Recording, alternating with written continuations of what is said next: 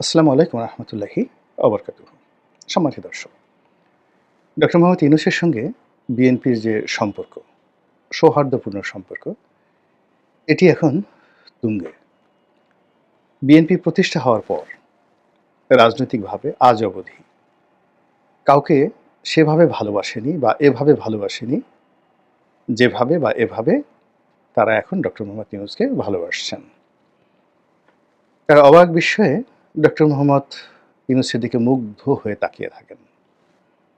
তার অভিব্যক্তি, তার চেহারা, তার কর্মপন্থা, তার দক্ষতা এবং অভিজ্ঞতা এবং দুনিয়া জোড়া যে সুনাম এবং সুখ্যাতি, সে ব্যাপারে বিএনপির যে মনোভাব এতটা পবিত্র, এতটা নিখাত, এতটা বিশ্বস্ত, এবং এই প্রেমের যে স্তর, সেই স্তর শিরি ফরহাদ বা লাইলি মজনুর যে প্রেম সম্ভবত সাংঘর্ষিক হবে। কোনটা বেশি?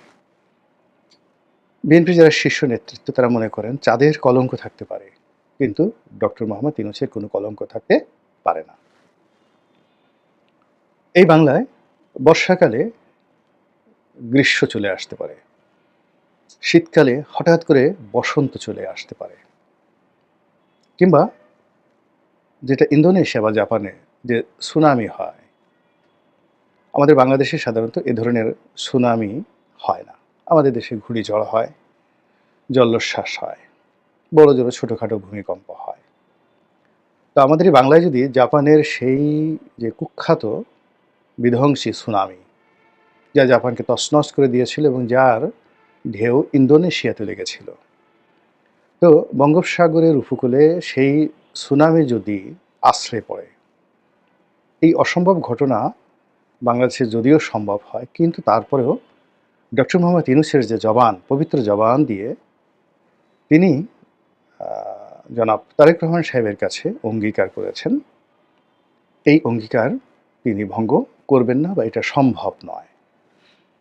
বিএনপির ইমান এত স্ট্রং এবং সেই ইমান এতটা নিখাত, তারা ডক্টর মোহাম্মদ ইউনূসের নাম শুনলে এখন তাদের মধ্যে এক ধরনের প্রশান্তি চলে আসে। তাদের যত বেদনা থাকুক, ধরুন কারো শরীরে ক্যান্সার আছে, কারো শরীরে যদি অন্য কোনো রোগ থাকে বা ফোড়া থাকে, বিষফোড়া থাকে, তো তাদের সামনে যদি ডক্টর মোহাম্মদ ইউনূসের কোনো বাণী শোনানো হয়, তারপরে ডক্টর মোহাম্মদ ইউনূসের নাম উচ্চারণ করা হয় এবং ডক্টর মোহাম্মদ ইউনূসের পক্ষ থেকে কোনো বক্তব্য তাদের জন্য দেওয়া হয়, অমনি তাদের সেই রোগ ভালো হয়ে যায়।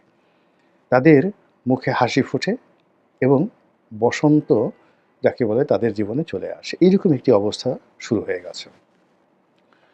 এবং বিএনপির এই যে প্রেম, এখন এটা কি একতরফা নাকি পারস্পরিক, এটা প্রশ্ন সাপেক্ষ বিষয়। কিন্তু বিএনপির এই প্রেমে পুরো বাংলাদেশে একটা রাজনৈতিক বিপর্যয় দেখা দিয়েছে। যারা এতদিন ডক্টর মোহাম্মদ ইউনূসের সঙ্গে সুসম্পর্কে যুক্ত ছিলেন, তাকে তাদের ত্রাণকর্তা আপনজন ভেবেছিলেন, তাদের বক্তব্য হলো, এটা কী ধরনের কথা?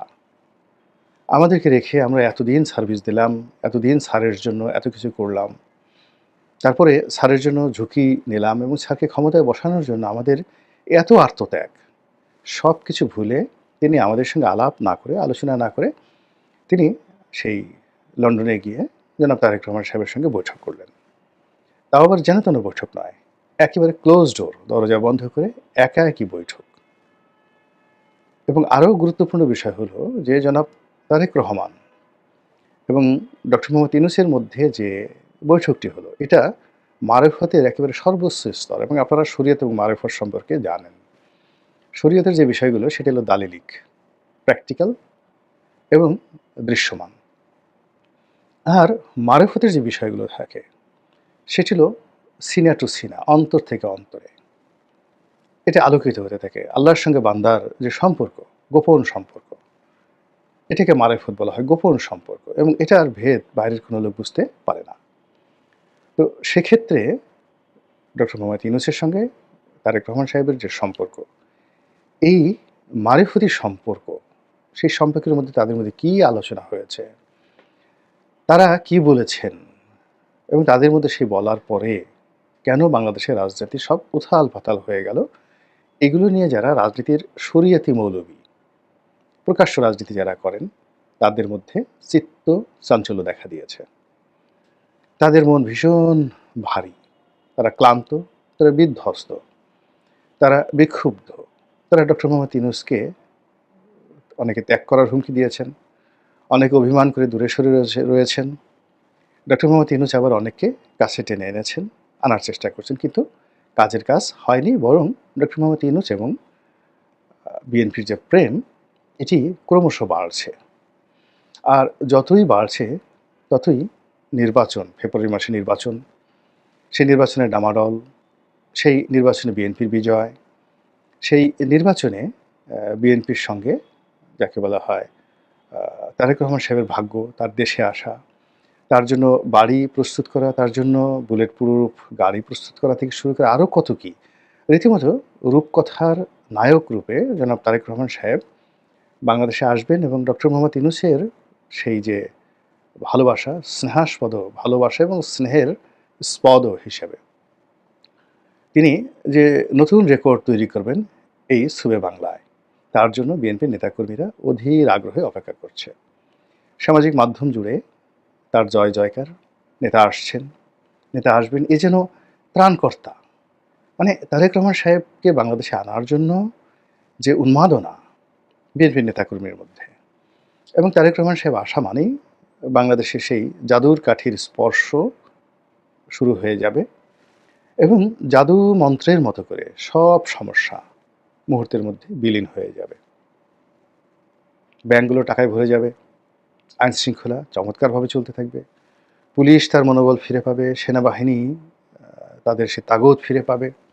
সব কিছু এরকম একটা ভাইব তৈরি করা হয়েছে এবং সব ভাইবের ঊর্ধ্বে রয়েছে জনাব ডক্টর মোহাম্মদ ইউনূসের আশীর্বাদ। ডক্টর মোহাম্মদ ইউনূসকে বিএনপি অনেক ভালোবাসে, আর সে ভালোবাসাটা তারা ধারণ করতে চায় তাদের মাথার তাজ রূপে। তারা বাংলাদেশ বিনির্মাণে বিএনপির মতো একটি দলকে সুন্দরভাবে পরিচালনার জন্যে এবং বিএনপির যে মান মর্যাদা, সেই মান মর্যাদাকে আপহোল্ড করার জন্য তারা রাষ্ট্রপতির পদে, ন্যায়পালের পদে বা অন্য যে কোনো একটা পদে, মানে এরকম একটা সম্মান ডক্টর মোহাম্মদ ইউনূসকে রাষ্ট্রীয়ভাবে বিএনপি দিতে চায় যদি তারা ক্ষমতায় আসে, যেটি এই পৃথিবী কখনো দেখেনি।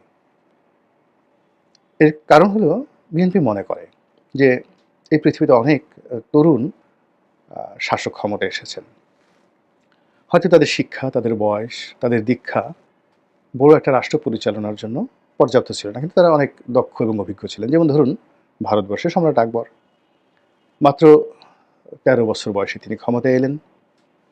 তো সেক্ষেত্রে তাকে ক্ষমতায় টিকিয়ে রাখার জন্য বৈরাম খান যে গুরুত্বপূর্ণ ভূমিকা পালন করেছেন, খুবই সুদক্ষ সেনাপতি, ভীষণ রকম কূটনীতিবিদ, সাহসী, মহাবীর এবং তৎকালীন দুনিয়াতে মানে চীন দেশে, ভারতে এবং ইরানে, আফগানিস্তানে এবং সমরকান্ত এবং বুখারাতে, মানে বৈরাম খানের তলোয়ারের যে সুনাম, সেই সুনাম মশহুর ছিল।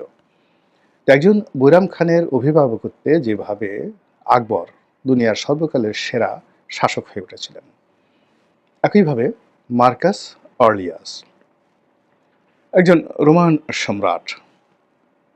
তো মার্কাস অর্লিয়াস দার্শনিক ছিলেন, নামকরা রোমান সম্রাট ছিলেন, কিন্তু এই যে তার বড় হয়ে ওঠার পেছনে এরকম ডক্টর মোহাম্মদ ইউনূসের মতো একজন মুরব্বী তার মাথার উপর ছিলেন, যে তাকে রাষ্ট্রনায়ক এবং দার্শনিক বানিয়ে দিয়েছে।